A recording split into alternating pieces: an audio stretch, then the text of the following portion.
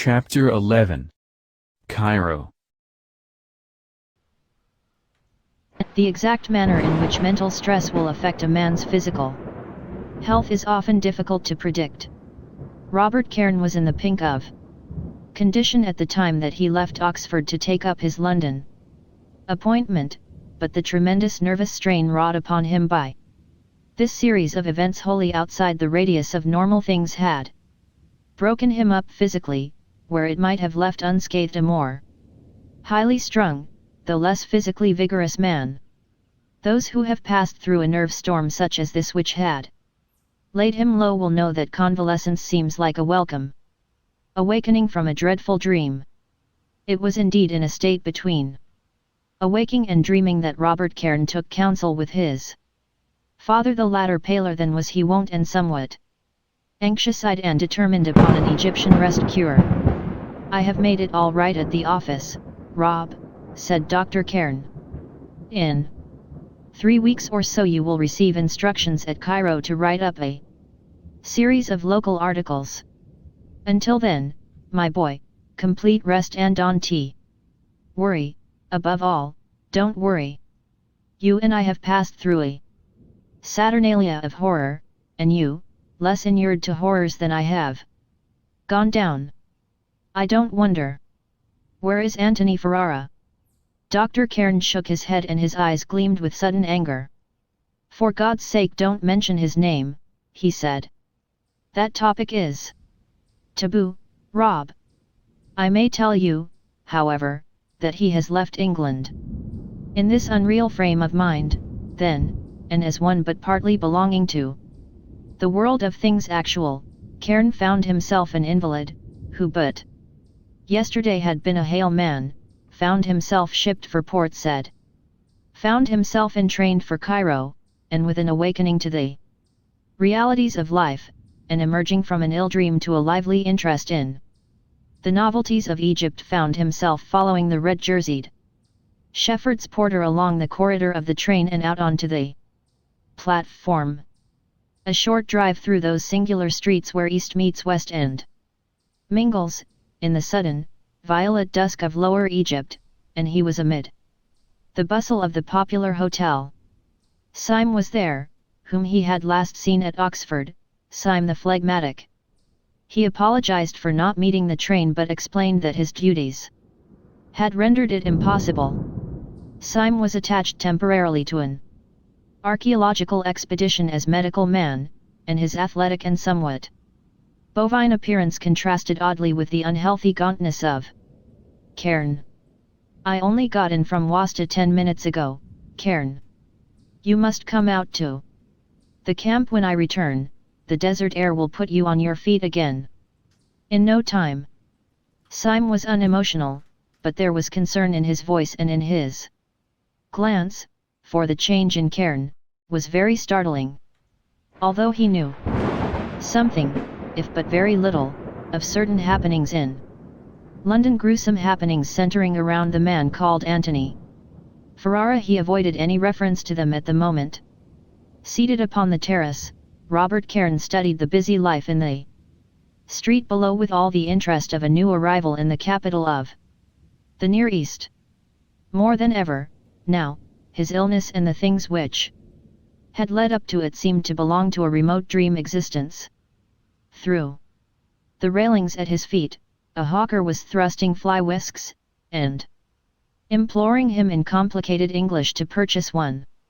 Vendors of beads, of fictitious antiques, of sweetmeats, or what not. Fortune-tellers and all that chattering horde which some obscure process of gravitation seems to hurl against the terrace of shepherds, buzzed about him. Carriages and motor cars, camels, and donkeys mingled, in the Sharia Camel Pasha. Voices American, voices Anglo-Saxon, guttural German tones, and softly murmured Arabic merged into one indescribable chord of sound, but to Robert Cairn it was all unspeakably restful. He was quite contented to sit there sipping his whiskey and soda, and smoking his pipe. Sheer idleness was good for him. And exactly what he wanted, and idling amid that unique throng is idleness deluxe. Syme watched him covertly and saw that his face had acquired lines which told of the fires through which he had passed. It was evident something horrible had seared his mind. Considering the many indications of tremendous nervous disaster in Cairn, Syme wondered how near his companion had come to insanity, and concluded that he had stood upon the frontiers of that grim land of phantoms, and had only been plucked back in the 11th hour. Cairn glanced around with a smile, from the group of hawkers who solicited his attention upon the pavement below. "This is a delightful scene," he said. "I could sit here for hours. But considering that it's some time after sunset, it remains unusually hot, doesn't it?" "Rather," replied Syme. "They are expecting Khamsin the hot wind. You know. I was up the river a week ago and we struck it badly in Aswan. It grew as black as night and one couldn't breathe for sand. It's probably working down to Cairo. From your description, I am not anxious to make the acquaintance of Khamsin." Syme shook his head, knocking out his pipe into the ashtray. "This is a funny country," he said reflectively. "The weirdest ideas prevail here to this day, ideas which properly belong to the Middle Ages. For instance, he began to recharge the hot bowl. It is not really time for Khamsin, consequently the natives feel called upon to hunt up some explanation of its unexpected appearance. Their ideas on the subject are interesting, if idiotic. One of our Arabs, we are excavating in the Fayum, you know, solemnly assured me yesterday that the hot wind had been caused by an Ifrit, a sort of Arabian Nights demon, who has arrived in Egypt." He laughed gruffly, but Cairn was staring at him with a curious expression. Syme continued. "When I got to Cairo this evening I found news of the Ifrit had preceded me. Honestly, Cairn, it is all over the town. The native town, I mean. All the shopkeepers in the Musky are talking about it. If a puff of Khamsin should come, I believe they would permanently shut up shop and hide in their cellars if they have any. I am rather hazy on modern Egyptian architecture." Cairn nodded his head absently. "You laugh," he said, "but the active force of a superstition, what we call a superstition, is sometimes a terrible thing." Syme stared at the medical man had suddenly come uppermost. He recollected that this class of discussion was probably taboo. "You may doubt the existence of Afrits," continued Cairn, "but neither you nor I can doubt the creative power of thought. If a trained hypnotist, by sheer concentration, can persuade his subject that the latter sits upon the brink of a river fishing when actually he sits upon a platform in a lecture room, what result should you expect from a concentration of thousands of native minds upon the idea that an Ifrit is visiting Egypt?" Syme started in a dull way peculiar to him. "Rather a poser," he said. "I have a glimmer of a notion what you mean. Don't you think? If you mean don't I think the result would be the creation of an Ifrit? No, I don't. I hardly mean that, either," replied Cairn, "but this wave of superstition cannot be entirely unproductive, all that thought energy directed to one point." Syme stood up. "We shall get out of our depth," he replied conclusively. He considered the ground of discussion an unhealthy one. This was the territory adjoining that of insanity. A fortune-teller from India proffered his services incessantly. "Irish Imshi," growled Syme. "Hold on," said Cairn smiling, "this chap is not an Egyptian, let us ask him if he has heard the rumour respecting the Ifrit." Syme reseated himself rather unwillingly.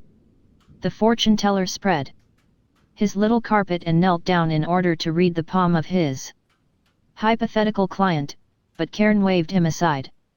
"I don't want my fortune told," he said, but I will give you your fee, dash with a smile at Syme for a few minutes conversations. Yes, sir, yes, sir. The Indian was all attention. Why dash Cairn pointed forensically at the fortune teller. Why is Khamsin come so early this year? The Indian spread his hands, palms upward. How should I know, he replied in his soft, melodious voice. I am not of Egypt, I can only say what is told to me by the Egyptians. And what is told to you? Syme rested his hands upon his knees, bending forward curiously. He was palpably anxious that Cairn should have confirmation of the Ifrit. Story from the Indian. They tell me, sir, dash the man's voice sank musically low, that a thing very evil dash he tapped a long brown finger upon his breast. Not as I am dash he tapped Syme upon the knee. Not as he, your friend dash he thrust the long finger at Cairn. Not as you, sir, not a man at all. Though something like a man. Not having any father and mother. You mean, suggested Syme, a spirit. The fortune teller shook his head. They tell me, sir, not a spirit, a man, but not as other men, a very, very bad man, one that the great king, long, long ago, the king knew. Call wise, dash. Solomon, suggested Cairn. Yes, yes, Suleiman, dash one that he, when he banishes all the tribe of the demons from the earth, one that he not found. One he overlooked, jerked Syme. Yes, yes, overlook. A very evil man, my gentleman. They tell me he has come to Egypt. He comes not from the sea, but across the great desert. The Libyan desert, suggested Syme. The man shook his head, seeking words. The Arabian desert. No, no. Away beyond, far up in Africa dash he waved his long arms. Dramatically far, far up beyond the Sudan. The Sahara Desert, proposed Syme. Yes, yes. It is the Sahara Desert, dash come across the Sahara Desert, and is come to Khartoum. How did he get there? Asked Cairn. The Indian shrugged his shoulders. I cannot say, but next he comes to Wadi Halfa, then he is in Aswan. And from Aswan he come down to Luxor. Yesterday an Egyptian friend told me Khamsin is in the Fayum. Therefore he is there, the man of evil, for he brings the hot wind with him. The Indian was growing impressive, and 2 American tourists stopped to listen to his words. Tonight, tomorrow, dash he spoke now almost in a whisper, glancing about him as if apprehensive of being overheard. He may be here, in Cairo, bringing with him the scorching breath of the desert, the scorpion wind. He stood up, casting off the mystery with which he had invested his story, and smiling insinuatingly. His work was done, his fee was due. Syme rewarded him with 5 piastres, and he departed, bowing. You know, Syme, Cairn began to speak, staring absently the while after the fortune teller, as he descended the carpeted steps and rejoined the throng on the sidewalk below. You know, if a man, anyone, could take advantage of such a wave of thought as this, which is now sweeping through Egypt, if he could cause it to concentrate upon him, as it were, don't you think that it would enable him to transcend the normal, to do phenomenal things? By what process should you propose to make yourself such a focus? I was speaking impersonally, Syme. It might be possible. It might be possible to dress for dinner, snapped Syme, if we shut up talking nonsense. There's a carnival here tonight, great fun. Suppose we concentrate our brainwaves on another scotch and soda.